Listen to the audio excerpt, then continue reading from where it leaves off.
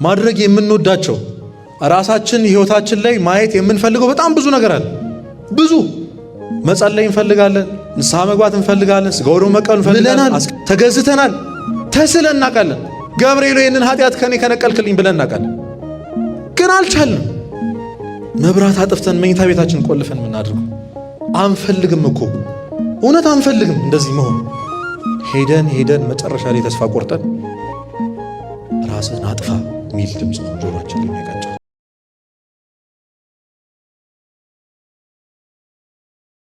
ለምንድን ነው አሁን የይስሐቅን ታሪክ ያነሳነው ነው?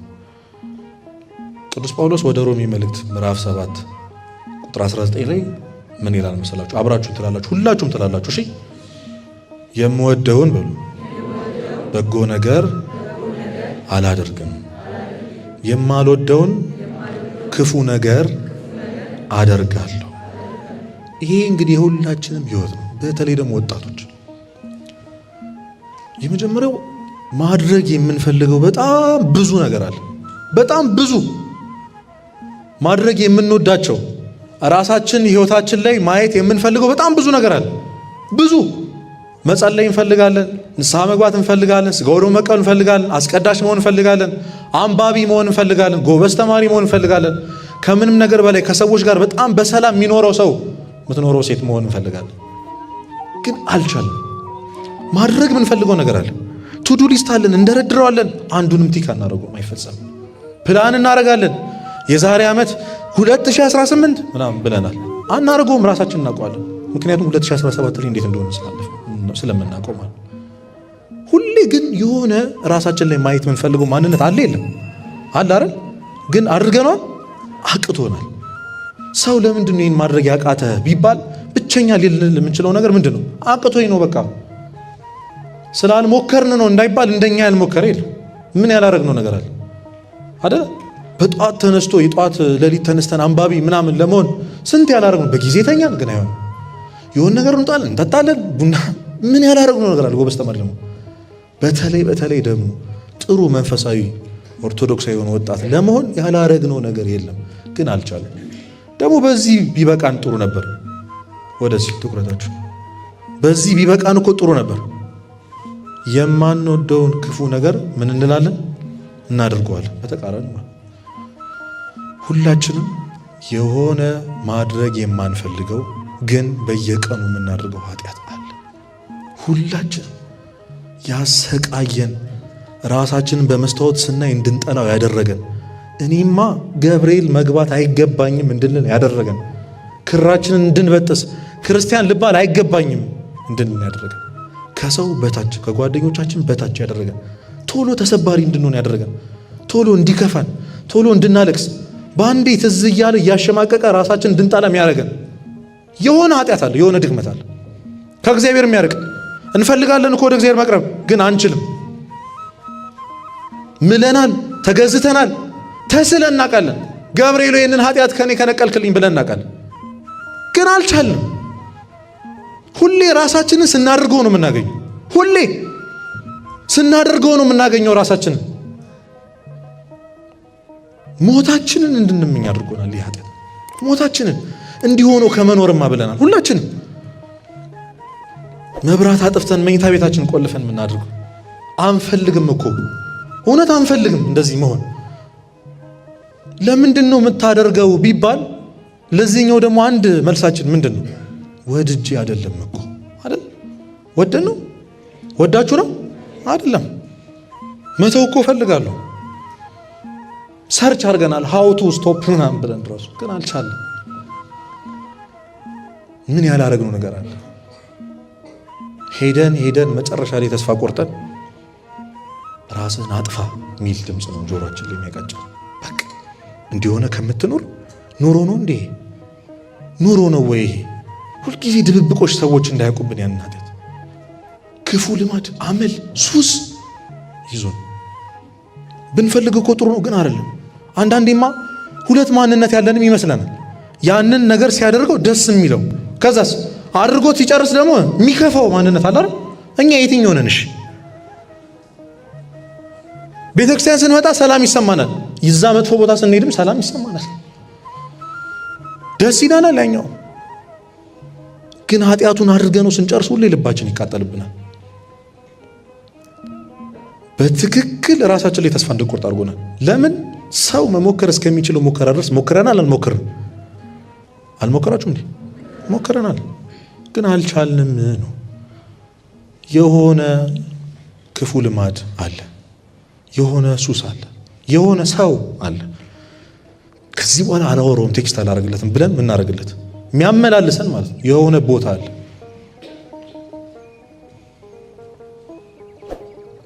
እግዚአብሔር ስለዚህኛው ስለተቸገርንበት አንዱ ኃጢአት ምን እንደሚለን ታውቃላችሁ? የምትወደውን አንዱ ልጅህ አርገህ የወደድከውን ኃጢአትህን ምን በልልኝ ሰዋልኝ ነው የሚለው። ሁላችንም ለእግዚአብሔር ብለን መሰዋት ያቃተን ይስሐቅ አለን። ዛሬ እንደዚህ እንደበዛችሁ በየሳምንቱ የሚካሄደው የግቢ ጉባኤ መርሃ ግብር ላይ አትበዙ። የሚያስቀራችሁ የሆነ ይስሐቅ አለ። ጸሎት እንዳናደርግ የሚያደርገን ማታ ራሳችን እንድንጠላ አድርጎን ጠዋት ስንነሳ ይህንን ባደረግኩበት እጄ ይህንን በሰራሁበት ሰውነቴ የጸሎት መጽሐፍማ አልይዝም ብለን ጸሎት እንዳናደርግ የሚያደርገን ይስሐቅ አለ።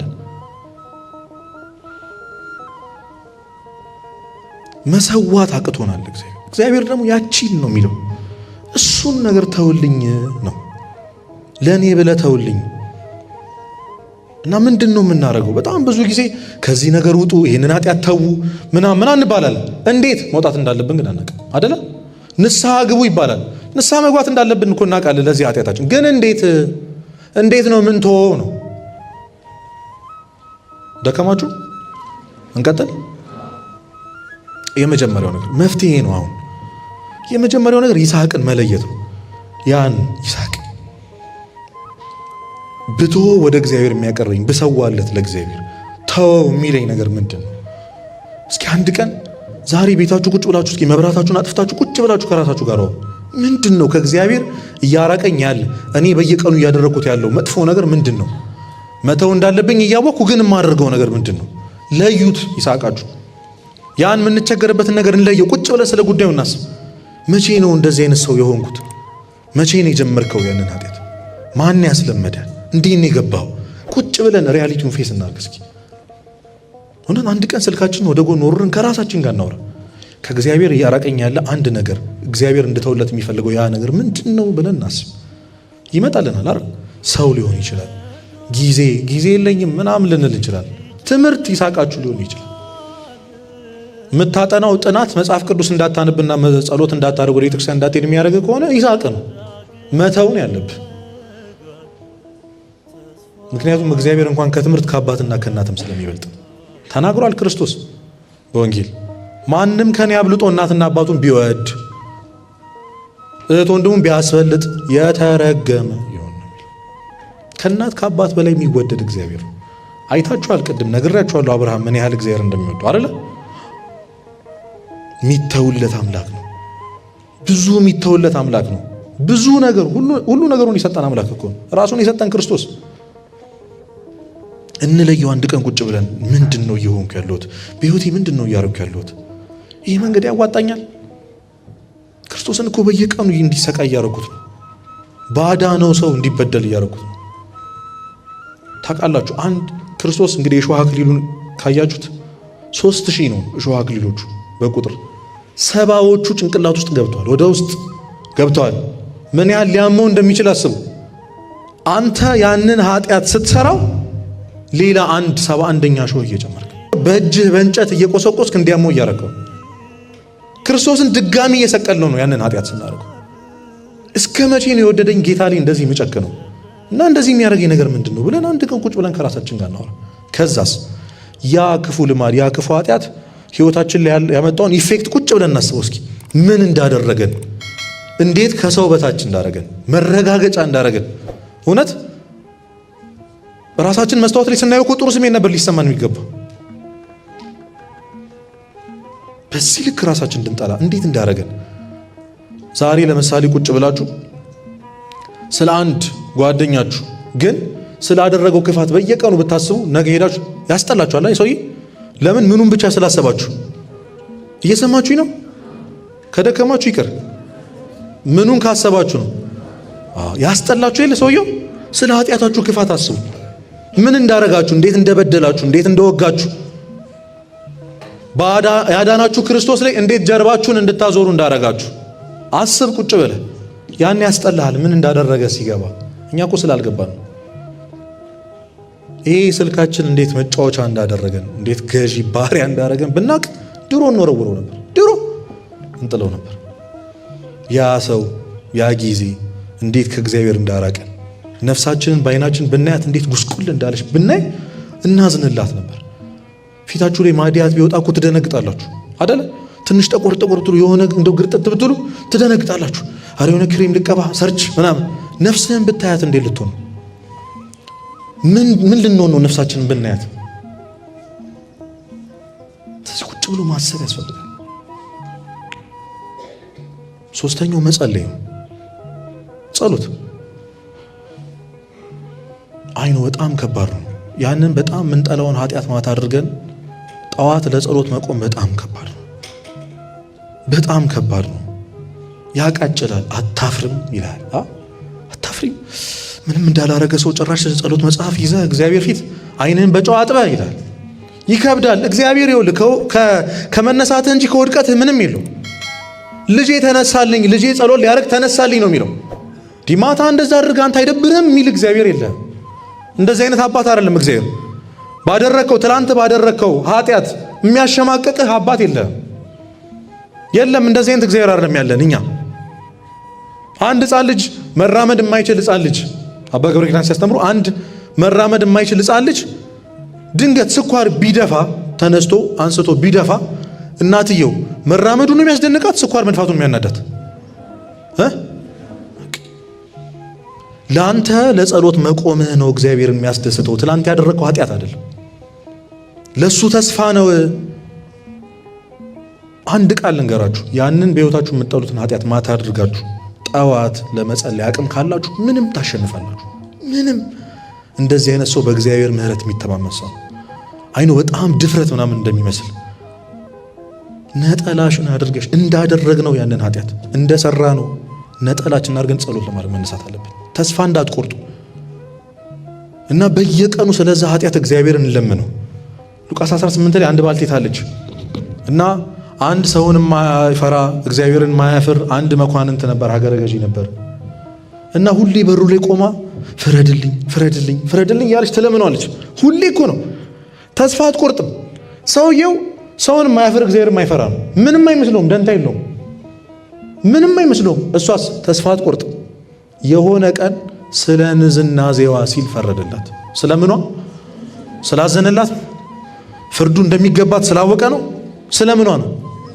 በቃ ነዘነዘችው። ፊቷን ማየት አይፈልግም። ለዛ ብሎ ፈረደላት፣ የምትፈልገው ሰጣት። ይሄ ሰውን የማያፍር እግዚአብሔር የማይፈራ መኳንንት እንዲህ ካደረገ የሞተልን ክርስቶስ ስለ አንድ ጉዳይ ብነዘነዘው እሺ አይለን? እንለምነው ስለዛ ጉዳይ። ጌታ ሆይ ይህንን ኃጢአት ከሕይወቴ ነቅለህ አውጣልኝ። ልብ አንድ ቦታ ነው ያለው። እዛች አንድ ቦታ ላይ መቀመጥ የነበረብህ አንተ ነበርክ። ግን የነገሰው ይህ ኃጢአት ነው፣ ይሄ ሰው ነው፣ ይሄ አመል ነው፣ ይሄ ንግግር፣ ይሄ ስድቤ ነው እና ነቅለህ አውጣልኝ። ካንተ የሚበልጥ ነገር ሕይወቴ ላይ አይኑርብኝ። ጌታ ሆይ ሁልጊዜ እለምንሃለሁ፣ በፊትህ ሰግጄ እያለቀስኩ እለምንሃለሁ። ከዚህ ውጪ ሌላ ርዕስ የለኝም።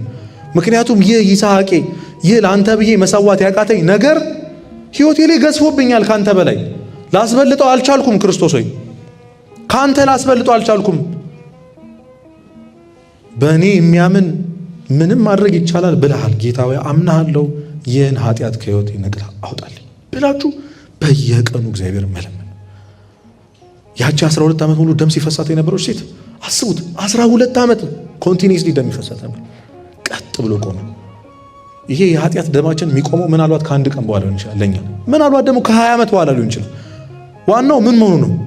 መቆሙ ነው። ስለዚህ በየቀኑ እግዚአብሔርን ጠይቁት፣ አቁምልኝ ይሄን የኃጢአቴን ደም ብለን በየቀኑ ስፔሲፊካሊ ስለ ኃጢአቱ ስለዛ ስለምንቸገርበት ነገር እግዚአብሔርን በየጊዜው መጠየቅ። እግዚአብሔር ምን ያህል እንደምንፈልገው ሲያቅ፣ ምን ያህል ይሄ ነገር እንደጠላ ነው ሲያቅ፣ እሱ አንድ ቀን ከዚህ ኃጢአተኛ ነፃ የሚያወጣበት ቀን ይመጣል። ያንን ቀን ያቅርብልን። ሶስተኛውና ዋነኛው ነገር ተስፋ ለመቁረጥ ነው። ይህን እንግዲህ በጣም ብዙ ጊዜ ተነጋግረናል። አንድ ወጣት ወደ አቡነ ሺኖዳ ይሄድና አባቴ እኔ ሰለቸኝ ሁልጊዜ እነሳለሁ፣ ከዛ ወድቃለሁ፣ እነሳለሁ፣ ወድቃለሁ፣ ንስሐ ገባለሁ፣ አሁንም ወድቃለሁ፣ መረረኝ በቃ እና ይሄ የመጨረሻ በቃ ምክሬ ነው እርሶን ለመቀበል የምመጣው የመጨረሻ ነው በቃ መሮኛል አላቸው።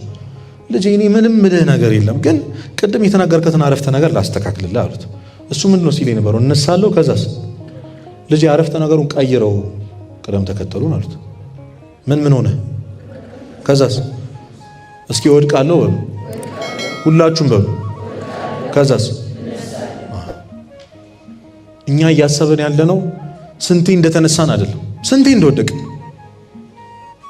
ስንቴ እንደወደቅን ነው እያሰብን ያለነው። ስለዚህ በወድቅም እነሳለሁ በሉ።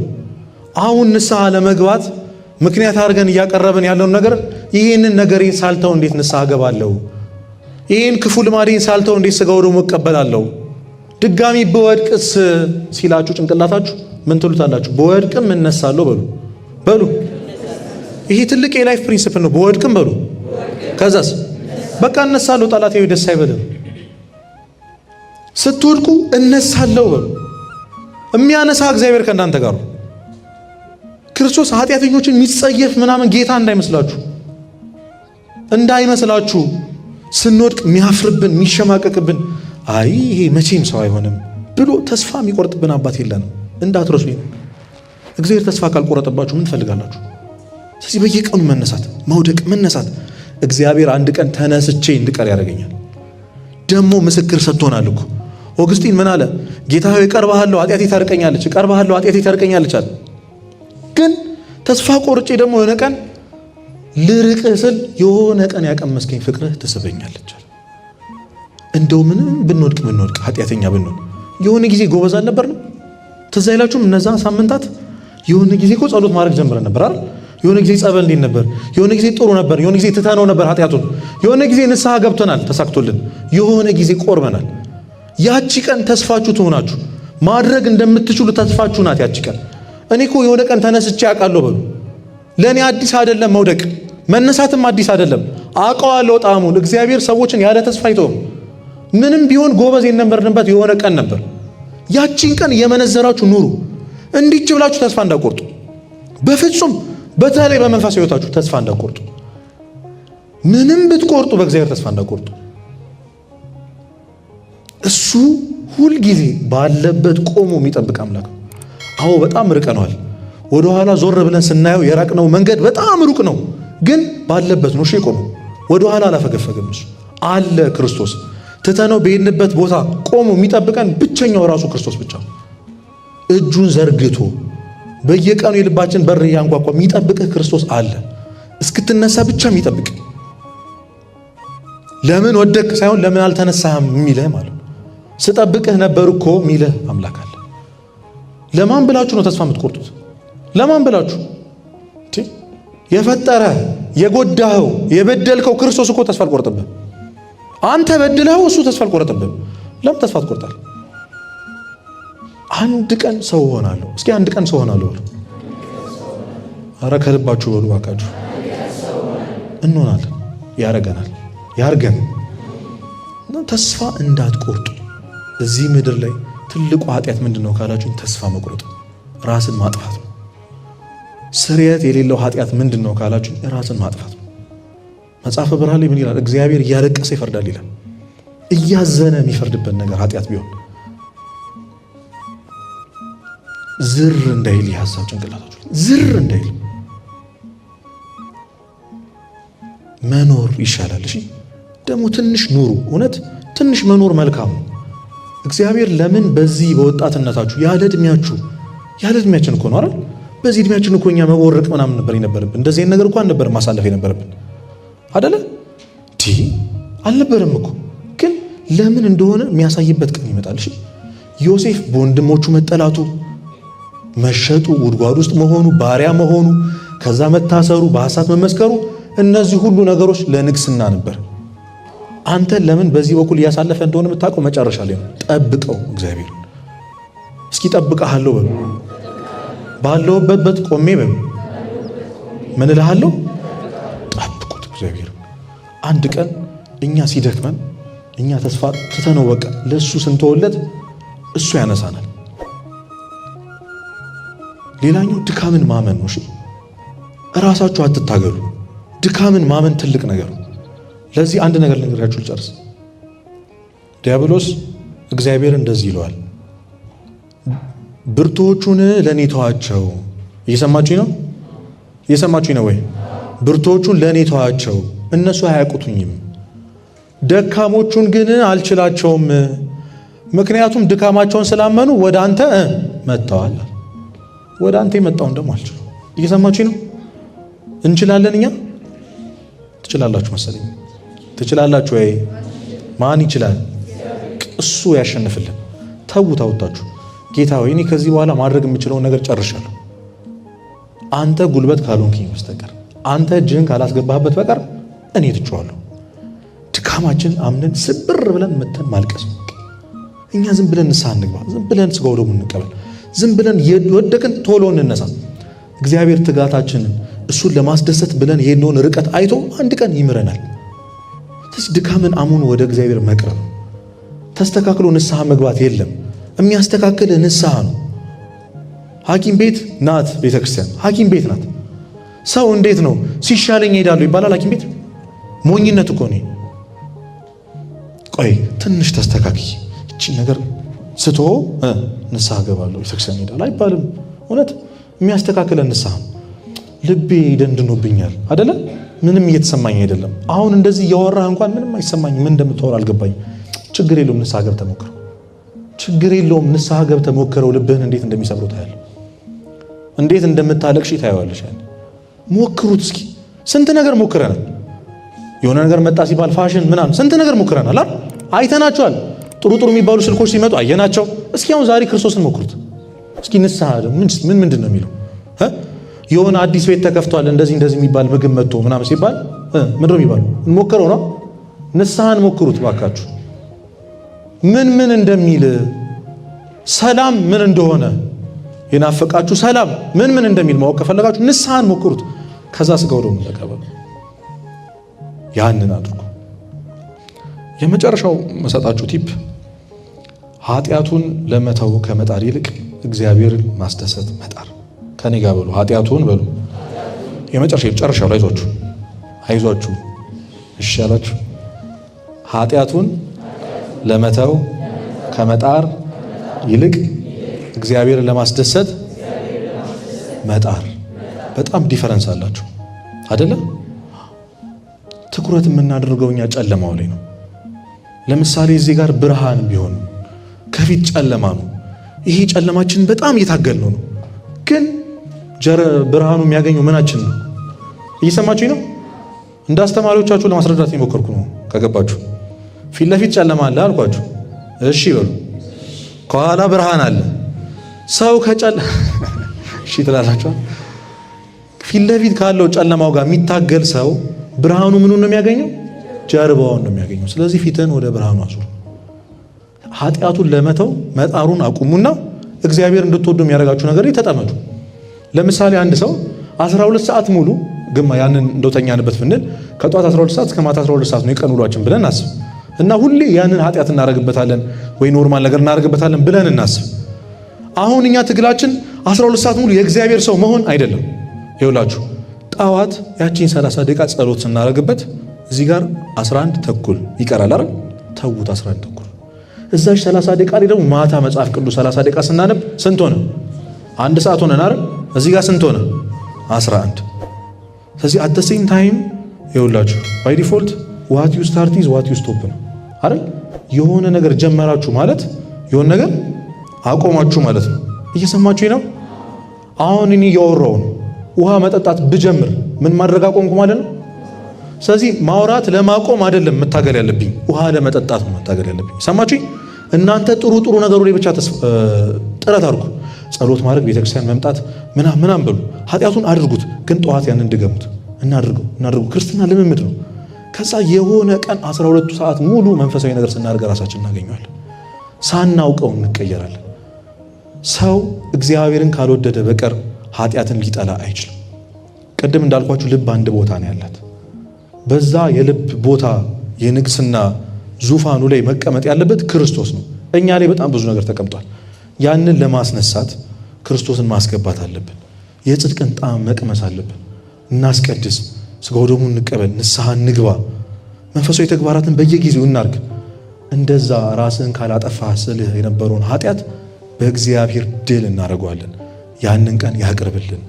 ሁላችንም ይህን መሰዋት ያቃተን ይስሐቅ ለእግዚአብሔር እንሰዋ። እግዚአብሔር ይርዳን፣ ተስፋ ከመቁረጥ ያድነን። ወስብሐት ለእግዚአብሔር።